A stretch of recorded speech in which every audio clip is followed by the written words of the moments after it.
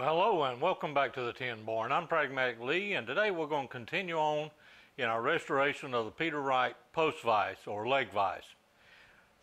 First thing we're probably going to look at is machining the threads and the nut for the pivot bolt.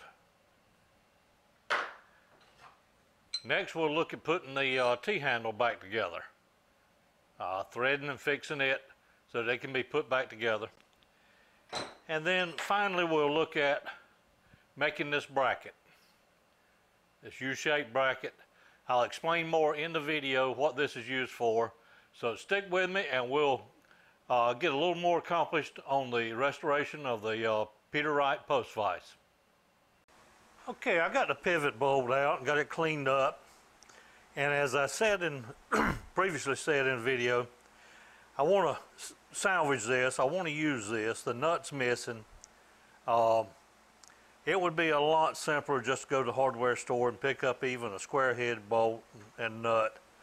But this bolt is obviously hand forged.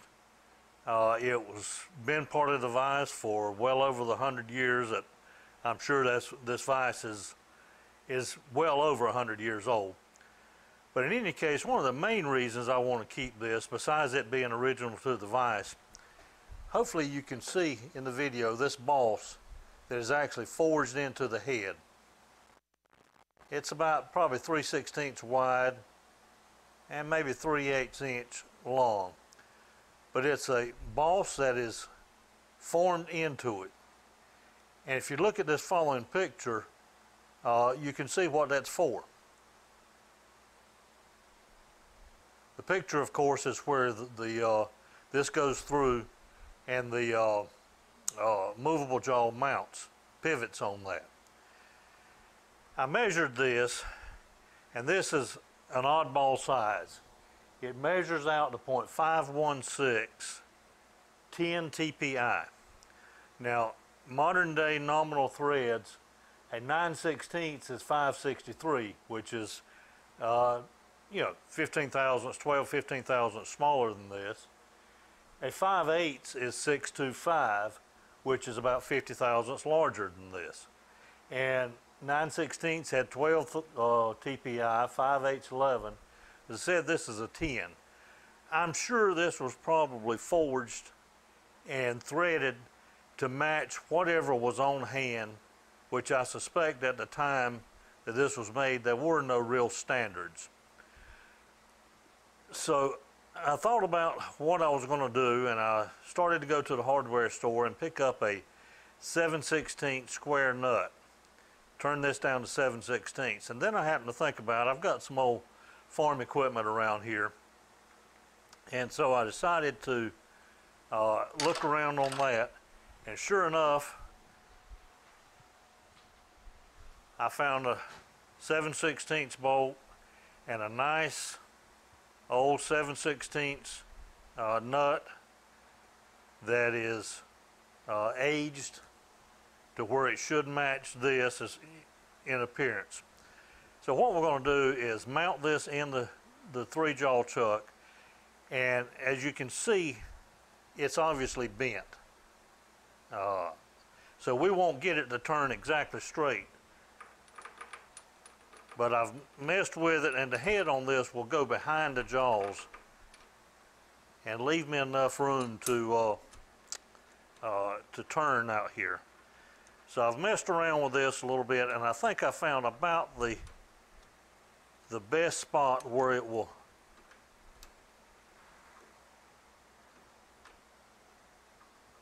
there's no really good spot at all. I think I can do a little better than that. I'm trying to get the jaws to grip on it as much as possible.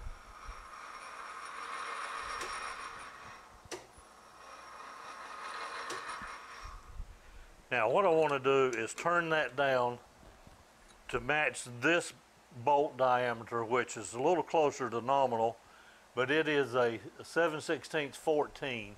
And it actually measures 420 thousandths. So we're going to turn this down to it There's not going to be any pressure on these threads as far as pulling out. It's just to hold on there, hold this pin or this bolt in place. So I'm going to see if that's going to hold well enough to turn that down, and I'm going to go ahead and set my carriage stop so I don't accidentally crash into the chut.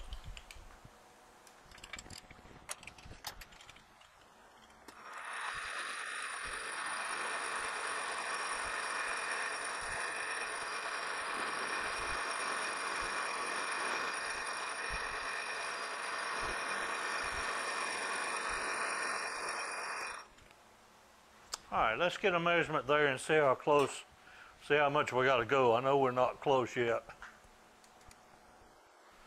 That's 488 thousandths. We want 420 thousandths. So about 68 more to go. I'm going to take 20, 40, then we'll get another measurement.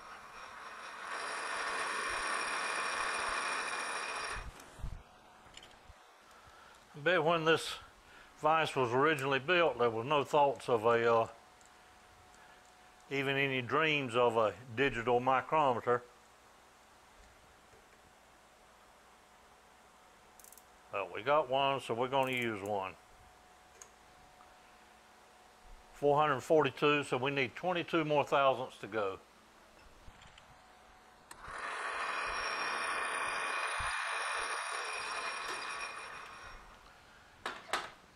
I'm just going to put just a small chamfer on this end around here as a lead in for the die.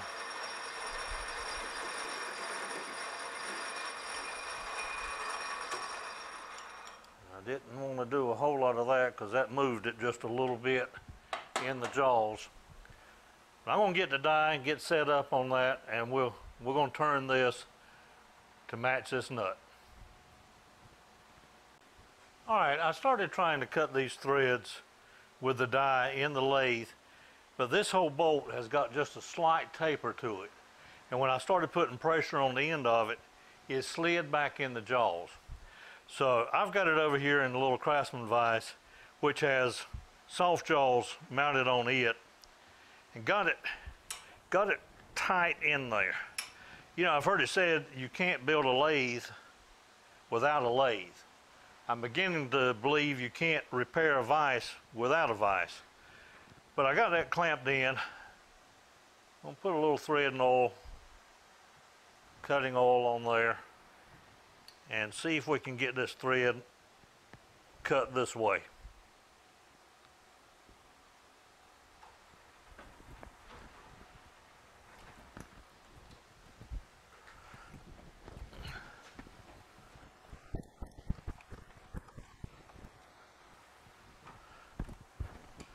Now, should anybody ever take this bolt out again after I'm dead and gone, and somebody decides to examine it, they're going to obviously see that this was a repair replacement right here. But for me, I think this is the best fix that I can come up with, and I believe it's going to work fine. I'm going to turn the die around.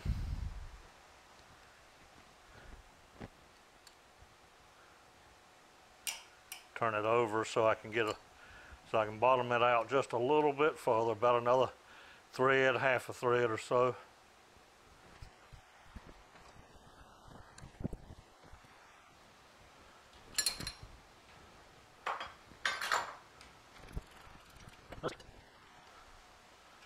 All right, I'm tickled with that.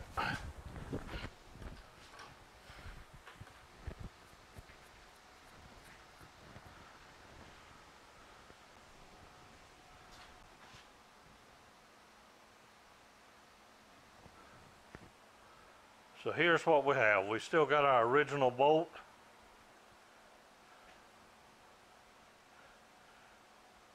With the boss, the key that's forged into it. And now we've got some new threads on. And we've got a period nut that'll match onto that. All right, I think we're ready to start putting the handles, the ball back together for the handle, or get it fixed so we can put it back together. I've carried this over to the press and got most of the bends out of it. There's still a little offset right here at this end that I may try to work on some later, but right now I think we're going to concentrate on getting this flat, threaded, and also the ball that we cut off so that we can put the two pieces back together. I went through my various 5C collets to find one that would reasonably fit this ball that we cut off. I've got a 5C collet in this holder now with a stop in there so it cannot go any further back. Got it tied in there. I believe it's going to hold. As I've said so many times before, everything on this vise is hand forged, including this ball, and so it's not perfectly round, but I think I've got it held in the collet pretty good now. We're going to take a facing cut off the front of this. We want to just get this a flat surface, and then we'll put a few shallow threads in it. So we'll touch off, and keep your fingers crossed that it's going to hold in this collet. All right, I see you don't have a very good view of what's going on, so let me see if I can get the camera repositioned. Okay, I got you a little bit better view now from overhead. Again, this is a collet holder here, hexagon collet holder in the 3-jaw chuck with a 5C collet in it. I believe that come out to be 1 1/16 inch collet that fit that reasonably close. So we're going to continue to kind of face off here.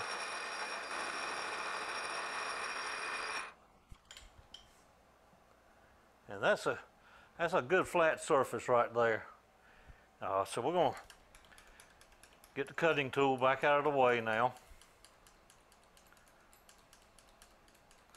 This piece, we're only going to drill and tap it about a 3/8 to a 1/2 inch. We're not going to try to go in very deep because the ball is only a little over a 1/4 inch. Always be sure you got clearance before you crank the lathe up. So let's put just a little starter drill right here.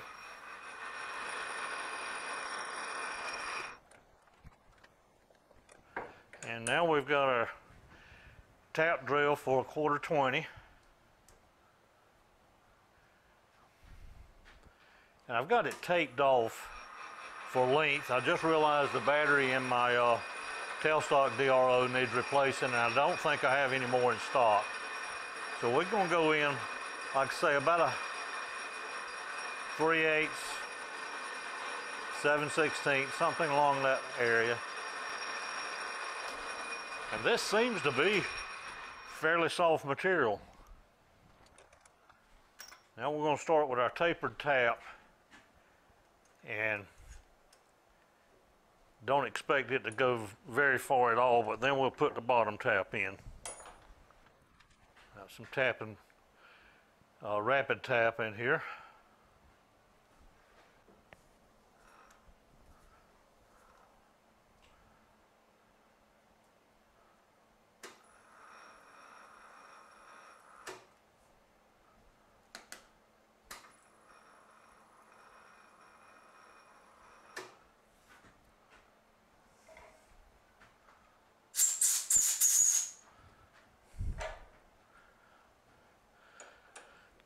Now we'll put the bottom tap in and finish tapping this.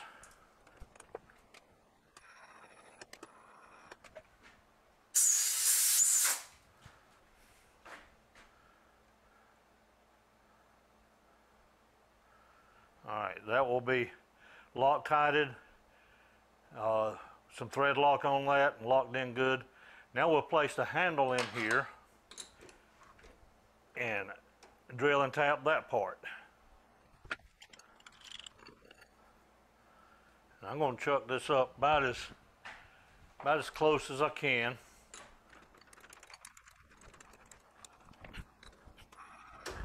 All right. It's going to require a little more facing on this end,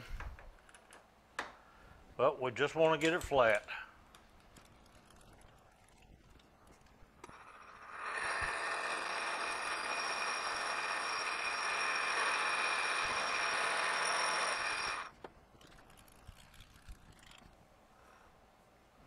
All right, now we'll put our center drill back in and get us a starting hole in the end of the T-handle.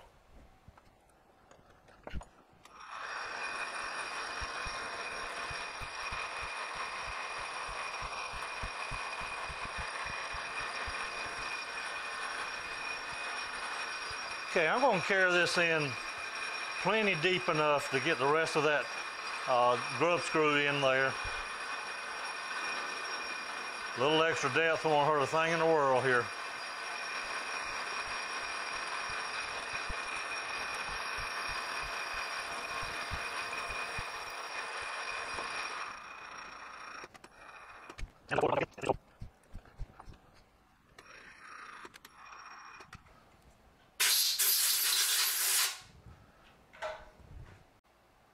Okay, I'm going to take the ball out of the collet and the handle out of the chuck here, and we'll put the two pieces together.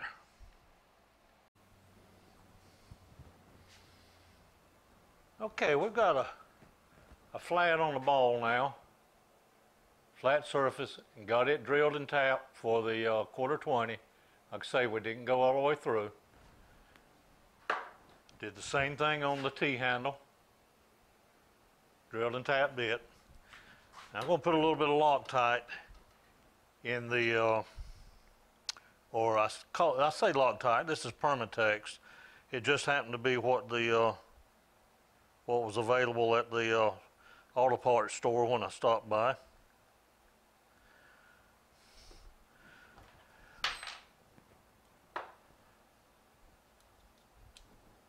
So we're going to take this 1/4-20 set screw or a grub screw and bottom that out in there pretty good, or tight.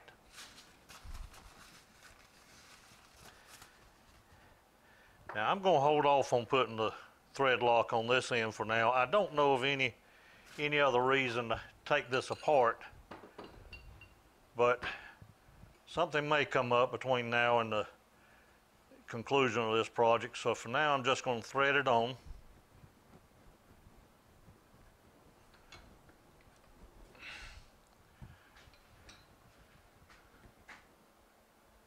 And folks, you'd have to look very, very close to ever find that joint in there. When it gets a little Loctite in there, it shouldn't easily back off either. So I think that part is probably finished. As you can see, some of the rust is gone. Since the initial video, I've been soaking this stuff. I've got about 6 gallons of vinegar in there in a tote, and I've been soaking all the pieces of the vise in that tote in the vinegar, and it's doing an excellent job of removing the rust. Once it's off, I take a wire brush and just polish it up. And I've seen where people will rub the bare metal down like this in linseed oil, and I may still do that. But I've also seen folks rub down this bare metal in Johnson's paste wax.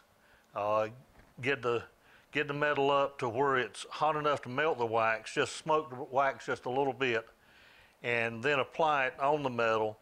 And the person that I watch that does that a lot says that heating actually opens the pores up of the metal just enough so it will take that wax in. So before this project is over with, we'll have everything polished up and all the rust removed. But for now, we're going to call this T-handle reassembly completed. Okay, for now, we're going to work on the mount for the post vise. And if you would, just use your imagination for a moment and pretend this is the post that's got the fixed jaw up here at the top. Well, the way to mount one of these appears to be that at the bottom of the post, there'd be some kind of a little pocket or collet, if you will, for that post to set into, and it would be rigid on your shop floor or off of your stump or your stand, whatever it might be, something for that post to set into.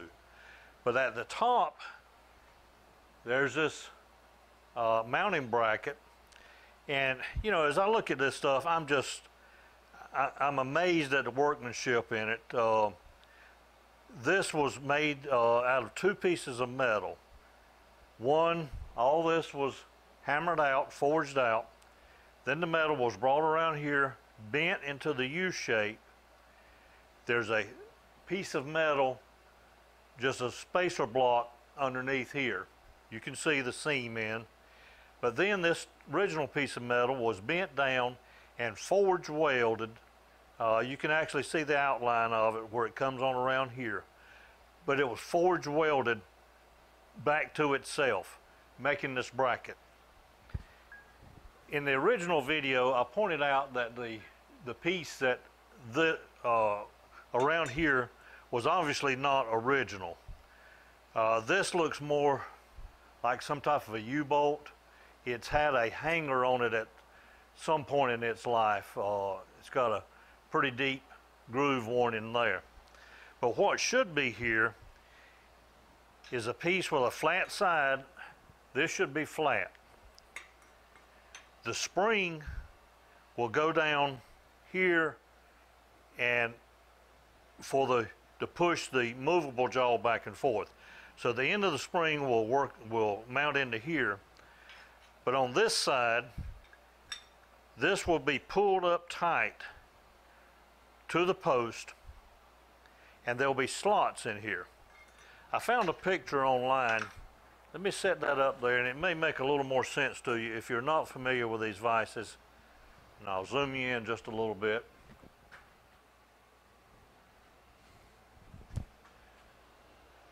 This is a picture that I found online, and it's actually a post vise taken apart, one very similar to mine. This is not quite the same style.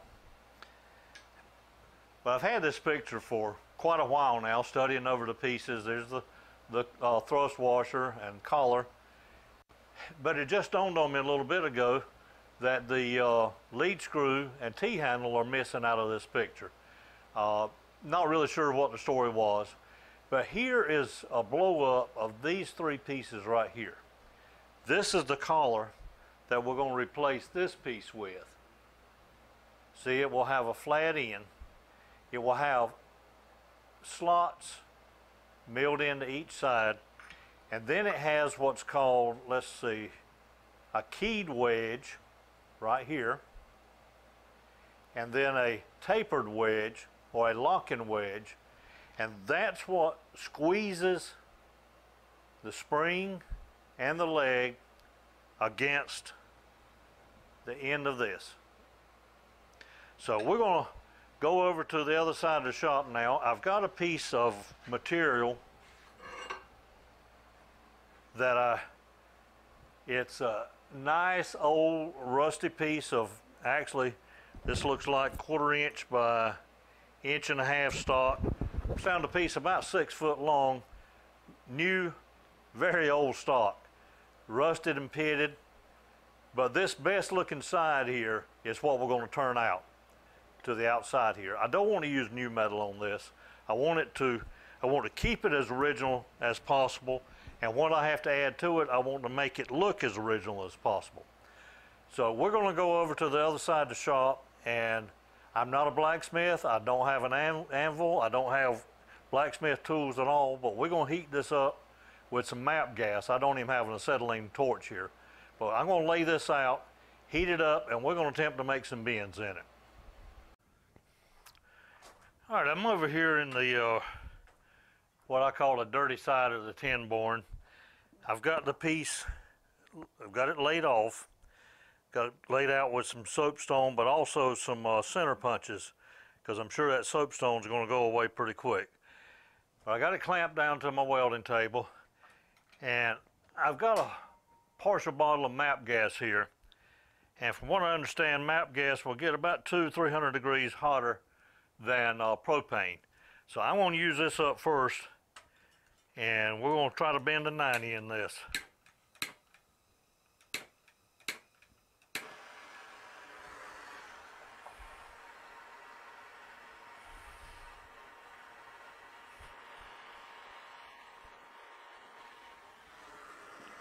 Actually, I just realized this may fit into my kiln. If it will, that'll get it red hot. Bring it back in here, clamp it, reheat it with the torch. So let me try that, and we'll come back in a minute.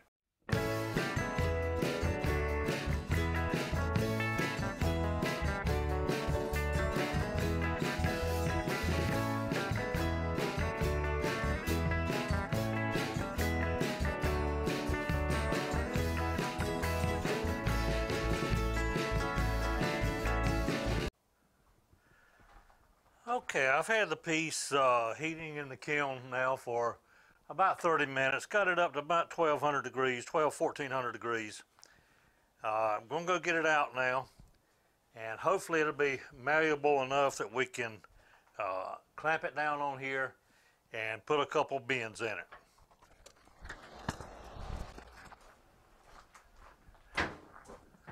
Okay, it is red hot.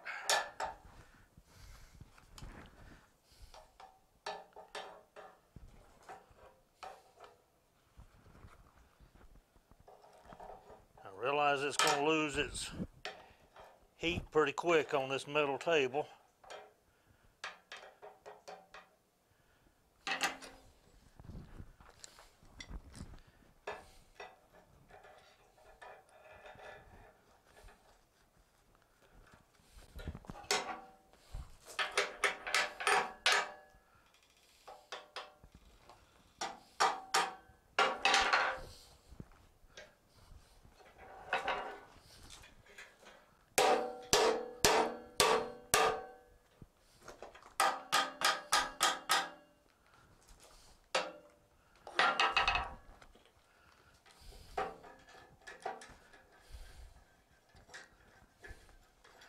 As I said earlier, I don't know much about blacksmithing or moving metal, but we're going to try to make this work.